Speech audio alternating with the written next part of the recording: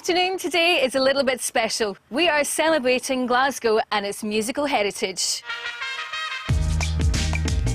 We've got an amazing musical heritage going back to stuff like the sensational Alex Harvey Band through to things like the Jesus and Mary Chain Teenage Fan Club. Aztec Camera, Orange Juice. And there's bands like the Delgados and Mogwai. Texas, Guns, Simple Minds. Belle and Sebastian. Primal Scream and Franz Ferdinand in the 1990s. The Fratellis, Paolo Nutini, Amy MacDonald. Rod Stewart would like to think he's from Glasgow, but he's a Londoner. First, let's rewind the years. It's the Bluebells, Young at Heart. The Bluebells were a great band, you know, young at heart. It cheers you up, and that's really all you can ask from a 3.5-minute pop song. We kind of like progressed very quickly from starting gigging to be on the front cover of the Melody Maker. It was like maybe a period of 3 or 4 weeks, you know, and at that time it wasn't just us, it was nearly every band. It was just our turn, you know, and we just rode on the bandwagon of it, really.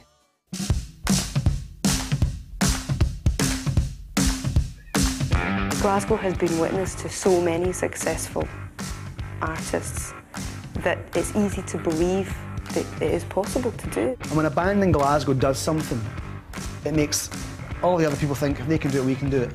Glasgow has always, when it comes to football and boxing or whatever it turns its hand to, it's always kind of punched above its weight, and that's happened in a musical sense as well. Up here you're really separated from, you know, what you would term the music industry, because that's all based in London and it's so far away, and you're kind of in a little music bubble up here. And I think people tend to form bands more for the love of it and for the fun of it. The other factor that really helps is the fact that we have these kind of dark, cold winters, and there's nothing better to do than make your own tracks, make your own music. I just think the Glasgow music scene at the moment is just fantastic. It's the best it's been since the mid-80s, and it's getting stronger and stronger all the time.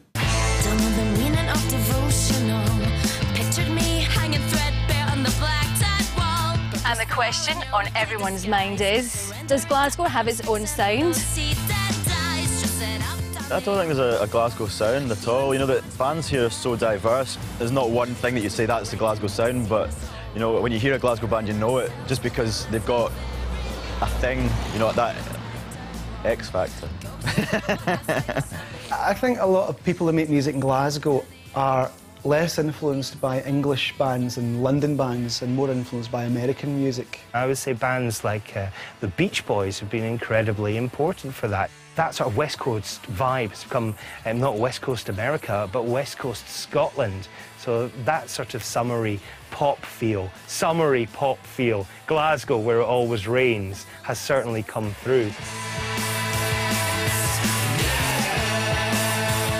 I think there's a lot more freedom up here, you know. There's no kind of pressure to kind of be a specific way. You can be, in Glasgow, you can do whatever kind of music you want, whether it's really abstract or it's really pop or it's really, you know, heavy rock or electronica. Whatever you want to do, you know, it's completely free.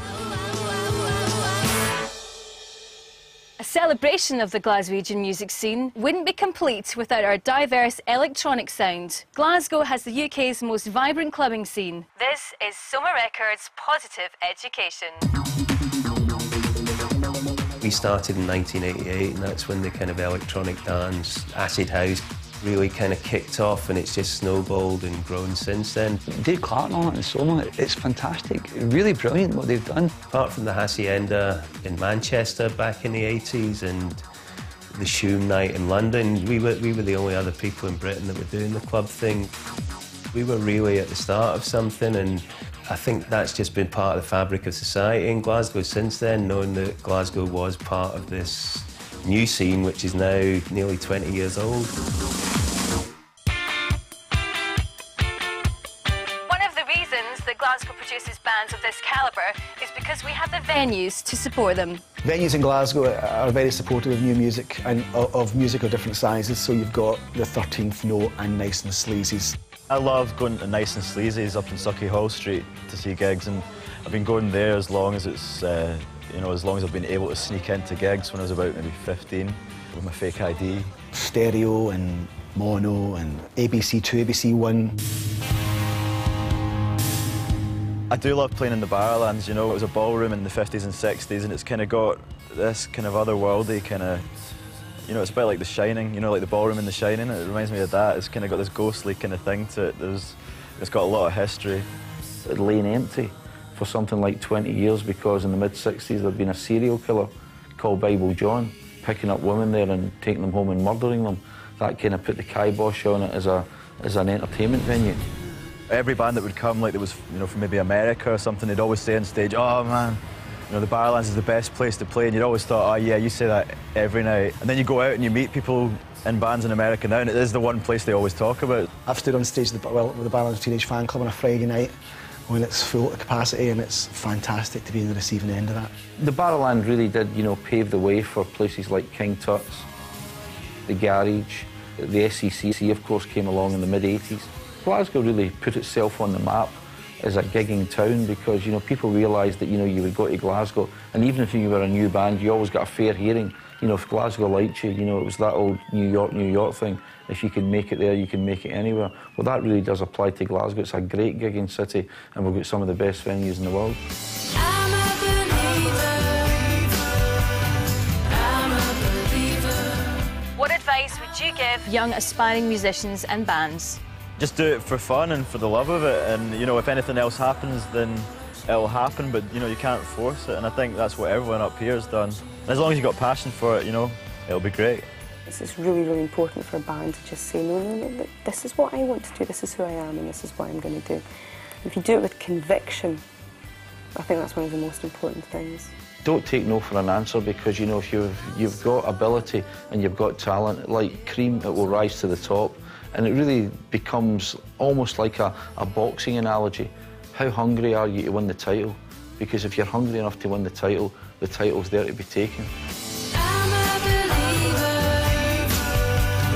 I'm a believer. I want to make a good record. I'm a believer. I don't care if no one hears it, I really don't. I mean it in the nicest possible way. If they discover it, great, you know. But if they don't, then I'll love it, which is good enough, really, you know.